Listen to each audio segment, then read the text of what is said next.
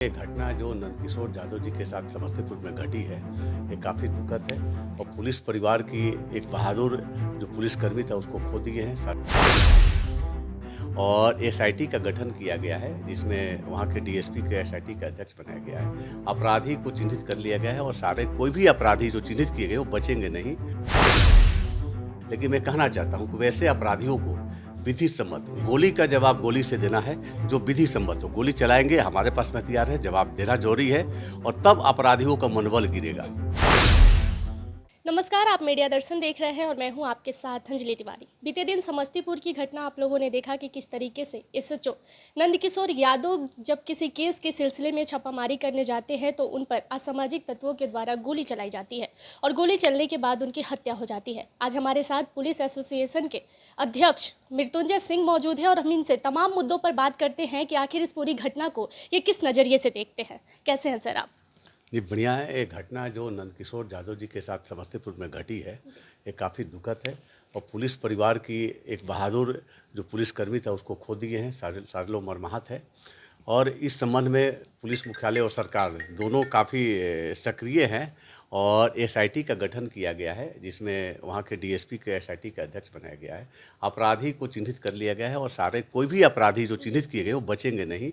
और मैं चाहता हूँ कि वैसे अपराधी की गिरफ्तारी करके कानून के तहत स्पीडी ट्रायल के तहत उनको तत्काल सज़ा दिलाने की पुलिस दिलाएगी। और साथ ही मैं कहना चाहता हूं कि बिहार के जो पुलिसकर्मी हैं, ऐसी घटनाओं से उनका मनोबल नहीं गिरने वाला है। हमारे जवान बहादुर पुलिसकर्मी हैं, घटनाएं घटी है, दुखद घटना है। देश में भी कई घटनाएं ऐसे घटित होती है, लेकिन मैं कहना चाहता हूं कि वैसे अपराधियों को विधि सम्मत गोली का जवाब गोली से देना है, जो विधि सम्मत हो। गोली चलाएंगे, हमारे पास में हथियार है, जवाब देना जरूरी है और तब अपराधियों का मनोबल गिरेगा।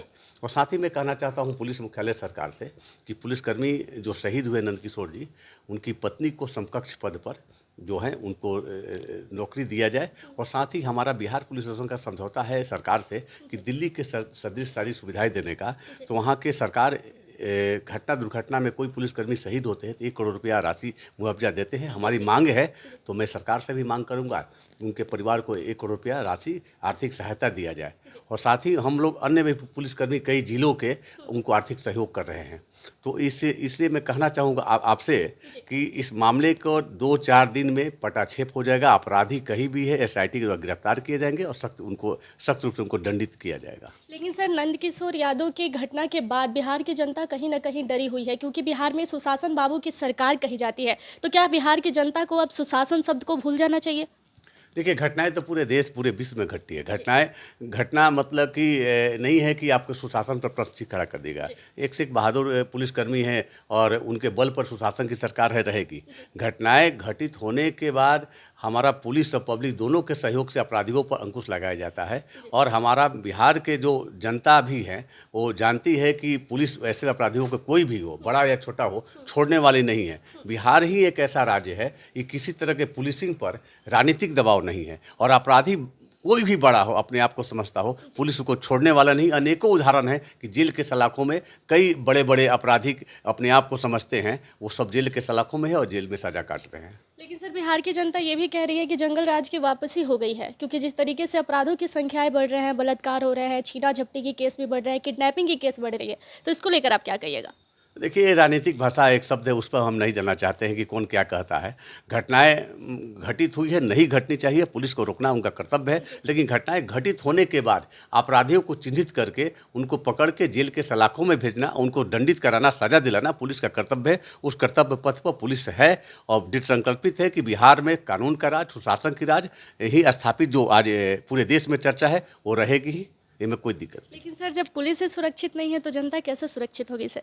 ये देखिए, पुलिस सुरक्षित की बात नहीं, हर जगह कई देशों में मतलब कि देखिएगा, राज्यों में देखिएगा कि अपराधी से मुठभेड़ होते तो गोली किसी को लग सकती है, वो असुरक्षा की बात नहीं। अचानक गोली, कोई अपराधी छिपा है, गए और चला दिया, लग गया, तो वो पुलिस सुरक्षा की भावना नहीं है कि पुलिस सुरक्षित नहीं है। ऐसी घटनाएं घटित हुई, कई बार घट चुकी है, ऐसा नहीं, अनेकों घटी है। आप 10 साल, 20 साल, 30 साल, 50 साल जाइएगा देखिएगा, और अन्य कई राज्यों में जाइए, घटनाएं घटित होती है। घटनाएं घटित होने के बाद अपराधी कौन है, नहीं है, उनको चिन्हित करके सजा दिलाना, दंडित करना पुलिस का काम है। सर, ऐसे दुखद समय में नंदकिशोर यादव के परिवार के लिए क्या कहिएगा? उनकी दुख की घड़ी में बिहार के तमाम पुलिसकर्मी मर्माहत है, उनके साथ खड़े हैं और मैं प्रयास करूंगा कि उनकी जो सरकार से सुविधाएं हैं वो सारी सुविधाएं और आर्थिक सहायता मिले। और मैं यही कहना चाहूँगा कि कहीं भी ज़रूरत पड़ेगी उनके परिवार को, बिहार पुलिस सर उनके साथ खड़ा है।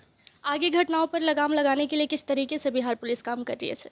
ये घटनाएं घटित होती है, बिहार पुलिस को त्वरित पुलिस मुख्यालय से कई ऐसे दिशा निर्देश जाता है, उस पर काम करने की ज़रूरत है।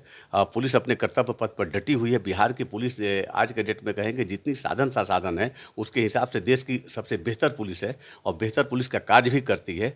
और सभी लोग पुलिस और पब्लिक के बेहतर समन्वय से एक अपराध मुक्त समाज का निर्माण कर सकते हैं। तो पुलिस के साथ पब्लिक को भी सहयोग करने की आवश्यकता है। दोनों के सहयोग करने से एक बेहतर पुलिसिंग सामने आएगी और सब लोग अच्छे से अमन चैन शांति से रहेंगे। बहुत बहुत धन्यवाद। धन्यवाद। देखिए, आप मृत्युंजय सिंह को सुन रहे थे और बीते दिन समस्तीपुर में जो भी हुआ उन सभी घटनाओं पर हमने बात किया, तो उन्होंने कहा कि उसमें जो भी असामाजिक तत्वों के द्वारा गोली चलाई गई है सबकी नाम चयनित हो रही है और उन्हें भी चयन किया जा रहा है। उसके बाद उन्हें कड़ी से कड़ी सजा जरूर दी जाएगी। धन्यवाद। ऐसी तमाम बड़ी खबरों के लिए जुड़े रहिएगा हमारे साथ।